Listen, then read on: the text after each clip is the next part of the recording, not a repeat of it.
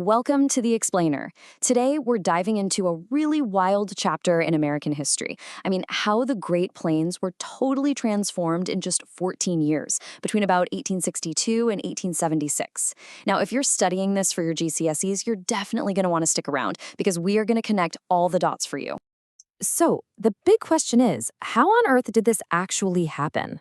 How could a huge, seemingly empty landscape get settled so fast that it felt like it all went down in a single generation?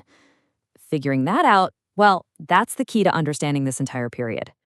All right, so here's how we're going to tackle this. First, we'll look at the grand plan coming out of Washington. Then, we'll get our boots on the ground with the settlers, the steel, and the cattle. After that, we'll dig into the conflict and consequences. And finally, we'll wrap it all up with a summary that's going to help you nail that grade 9 answer. Okay, so where did all this start? Well, you might think it began out on the dusty plains with cowboys and covered wagons, but nope. It actually started in the halls of power in Washington. See, back in 1862, two really important laws are passed, and they basically lit the fuse for this explosion of change. And check this out. These two acts were just brilliantly designed to work together, almost like a 1-2 punch. You had the Homestead Act, which created the desire for land by basically giving it away for free. And then you had the Railroad Act, which provided the way to get there. It was the delivery system, not just for people, but, and this is crucial, for shipping their crops back east to sell. Seriously, one without the other just wouldn't have worked. And you know what? The government didn't just stop there. They kept sweetening the pot. A decade later, you get the Timber Culture Act, which offered settlers even more land if they planted trees. This just goes to show they were really thinking long-term here.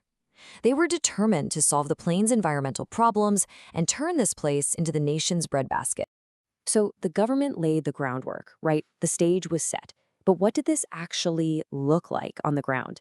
Well, it all came down to three massive forces that would completely reshape the landscape forever. The homesteaders, the steel rails of the railroad, and, of course, the huge herds of cattle that came right after.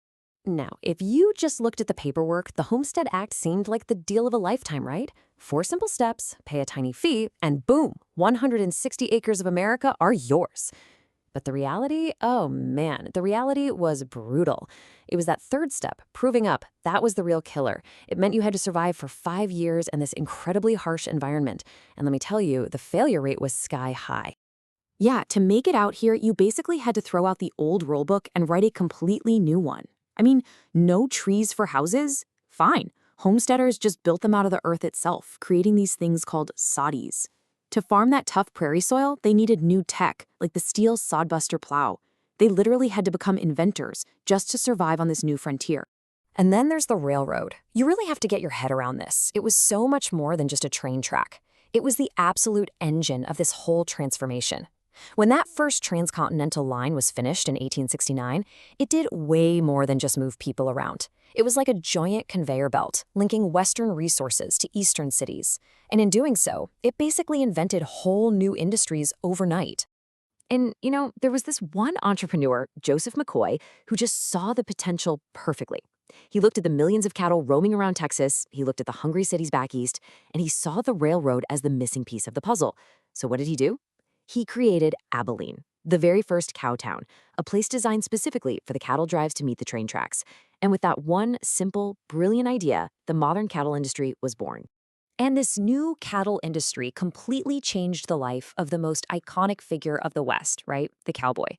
The first cowboys, the ones from the long drives, were basically nomadic wanderers, pushing herds for months and months. But as permanent ranches started to replace that wide-open range, the job itself changed. The cowboy became more of a settled ranch hand, swapping skills like trail navigation for things like fence mending and branding. This new industry also created staggering wealth and these incredibly powerful figures who became known as the cattle barons. We're talking about guys like Charles Goodnight and John Iliffe, who built these enormous empires on the open range. Their success proved just how much money could be made in ranching. But, and this is a big but, it also put them on a collision course with the homesteaders. Why? Because they were all competing for the two most precious things on the plains, land and water. But all of this rapid development, the farms, the railroads, the ranches, it didn't happen in an empty land. And it came at a terrible, truly devastating cost to the people who had lived there for centuries. This expansion completely and utterly destroyed the traditional way of life for the Plains Indians. The U.S. government's official answer to this clash of cultures was what they called the reservation policy. And the goal, let's be honest, was brutally simple: get the Plains Indians out of the way of the settlers and the railroads. So they forced tribes onto these small, often totally barren plots of land. This cut them off from their lifeblood, the buffalo, and it made them completely dependent on the government just to survive. And what you see again and again and again is that these treaties, they were built on empty promises. Just look at the Fort Laramie Treaty. The Lakota Sioux fought the U.S. Army to a standstill to get that treaty. It secured them a massive reservation, including their sacred Black Hills. But the second gold was discovered there, that treaty was basically worthless. Prospectors flooded in, and the whole cycle of conflict just started all over again. And all this pressure just created this brutal, escalating cycle of violence. Look, these weren't just random fights. Little Crow's War, that was a rebellion born from starvation and broken promises. The Sand Creek Massacre, that was a horrific, unprovoked slaughter of a peaceful camp.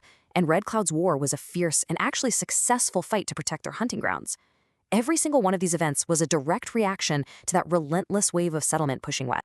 Okay, so we've got all the pieces of the puzzle laid out. Now, let's put them together in a way that really explains what happened. Because look, just knowing the facts, that's not enough. The real skill, the thing that gets you the top marks, is showing how it all connects. And you can really see the difference right here. A decent answer, yeah, it lists the events. It says the Homestead Act happened, then the railroad, then there was conflict. But a top-level answer, it weaves them together into a story of cause and effect. It explains why it all happened. It draws a straight line from a law passed in Washington to the explosion of the cattle industry, and shows how that made the conflict that erupted on the plains pretty much inevitable. So if there is one thing you take away from all this, let it be this: linkage is everything. And for this period of history, the railroad is the master link that ties it all together. The railroad is what made the Homestead Act a reality for thousands of people. It's what created the entire cattle boom out of thin air. And in doing all that, it became the main engine driving the conflict and the destruction of the Plains Indians' way of life. It is all connected. Which leaves us with a huge final question to think about. Was this transformation of the West just a story of inevitable progress? An unstoppable tide of history? Or was it an avoidable tragedy? A path that could have been walked very, very differently? There's no easy answer to that one, but it is definitely a question worth wrestling with.